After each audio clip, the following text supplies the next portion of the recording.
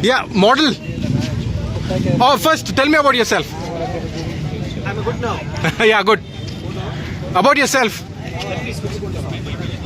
Hi, I'm Sandeep Singh Soki from Hyderabad, and I'm a motorcycle enthusiast. And this is a Lambretta 1954. 1954, an Italian bike.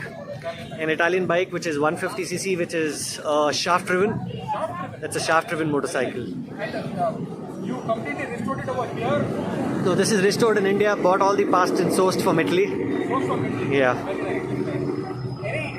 How much power? It generates around 150cc and around 12 bhp.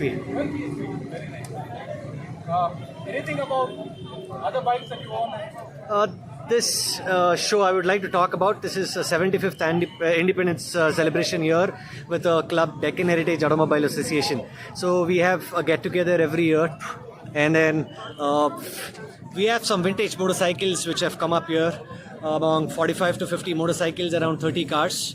So this scooter is also part of it. So there were motorcycles which were from 40s and 50s, and we had a capital 1965 year. And any standout feature that you like about this?